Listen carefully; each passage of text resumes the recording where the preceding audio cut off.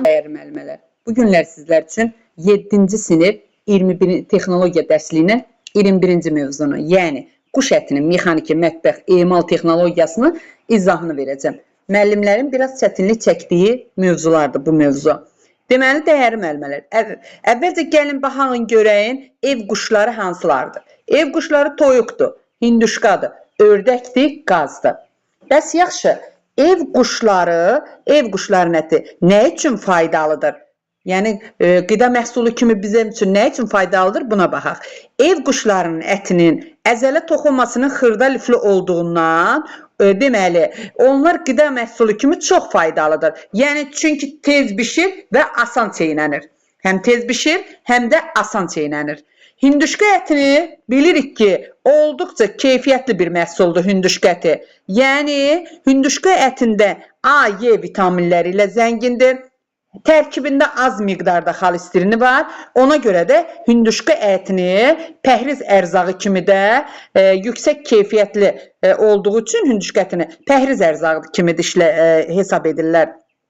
Hinduşka bir balıqdır pəhriz ərzağı, bir də hinduşka ətidir pəhriz ərzağı, bir də pirə şəkilli şorbanı da pəhriz ərzağı kimi işlədə bilərik.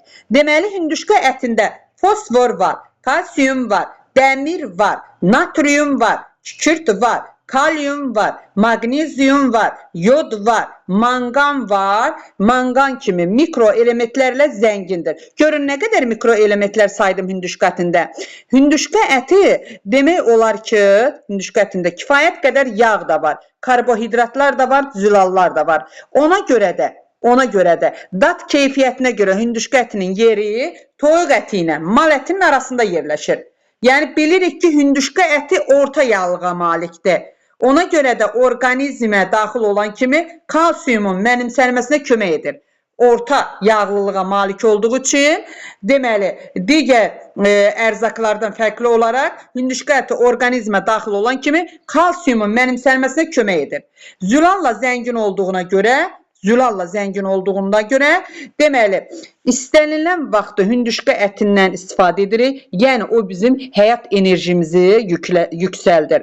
Deməli, balıq ətində olduğu kimi bilirik ki, hinduşka ətinin tərkibində də fosfor kifayət qədər var. Bəs toyuq ətinin qidalılığı hinduşka ətindən bilirik ki, biraz geri qalır.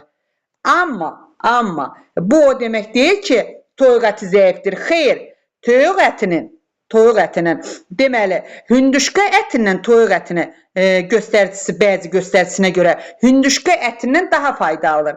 Yəni, toyuğun ətinin yağlılığı və kalorisi çoxdur. Toyuq ətində digər quş ətləri növünə nisbətən zülalın miqdarı da yüksəkdir.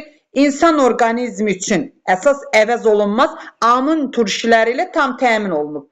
Yəni, toyuq ətində bilirik ki, çoxlu mikro elementlər var. Bunlardan sink, mis, magnezyum vardır. Sinkdir, misdir, magnezyum. MS kimi yadda saxlayın qısa şəkildə. Toyuq ətinin mexaniki mətbəx emalını gəlin mərhələlərinə baxaq. Əvvəlcə donunun açılması, oda verərək ütülməsi, başın, boynun, ayaqların, qanatların kənarlaşdırılması, iç alatın təmizlənməsi, yuyulması, doğranaraq yarım fabrikatlara hazırlanmasıdır. Əvvəlcə gəlin donunun açılmasına baxaq. Bax, dondurulmuş toyuqlar bir-birinə toxunmamaq şərti ilə masada və ya stellajlara sırayla düzülür. Gəlin görək stellaj nədir? Stellaj əşya və materialları saxlamaq üçün dayaqlar üzərində yerləşdirilmiş çox saylı rəflərdən ibarət avadanlıq deməkdir. Toyuq ətinin və ördək ətinin donunu 8-10 saata, qaz və hinduşka ətini isə 20 saata, bilirsiniz, 8-15 dərəcə temperaturda açırlar. Toyuq ətini əgər doğramaq istəyirsinizsə, toyuq ətinin donu açılmamış doğramaq lazımdır. Bəs oda verərək ütmə necədir? Donu açılmış toyuğun üzərində bilirik ki, narın, sarı tükləri olur. Bunu təmizləmək üçün əvvəlcə biz, axı nəm halda olur, əvvəlcə biz dəsmalla və yaxud da salfetlə üzərini quruduruq, tam quruyandan sonra, deməli, tüklərin şaquli vəziyyət alması üçün Onun odda üsməsi asan olsun deyə ayağından tuturuq başa doğru. Üzərinə kəpək və ya un sürtürük. Sürtdükdən sonra dərini zədələməmək, dəraltı piyi əritməmək üçün toyuğu bilirsiniz necə? Hiss verməyən odun üzərində ehtiyat etmək lazımdır. Əgər toyuqda inkişaf etməmiş lələklər varsa, yəni kötüklər varsa, bunu bilirsiniz ki, maqqaj və yaxud da xırda bıçağın köməyi ilə kənarlaşdırırıq. Bəs toyuğun boynunun, ayaqlarının, qanatlarının kənarlaşdırması necə? Bax, içalatın çıxartmazdan əvvəl toyuğun boynunu bel tərəfdən, yəni dəridə olmaqla uzunluğuna kəsik edirik. Boyu dəridən çıxarılır, sonra dərini cəmdəkdə saxlamaqla sonuncu boyun fəqərəsindən kəsirik. Dəri toyuq və cücələrdə boynun yarısından kəsilir. Ördək və qazlarda isə 2/3-dən kəsilir. Bəs bayaq dedik orada yarım fabrikat olunur. Yarım fabrikat nə idi? Sonradan başqa istehsalda işlənib tamamlanmalı olan məmulat deməkdir yarım fabrikat. Sonra gəldik, toyuğun ayaq və qanatlarını oynaqdan kəsirik. Kəsdikdən sonra başladıq. İndi toyuğun içalatının təmizlənməsinə. İçalatı təmizləmək üçün əvvəlcə biz qarın nahiyəsini döş sümüyünün sonundan toyuğun arxa hissəsinə qədər bax uzununa kəsirim, atırıq. Uzununa kəsirik. Yaranmış deşikdən mədə, qaraciyər, piylik, ağciyər, böyrəkləri çıxardırıq.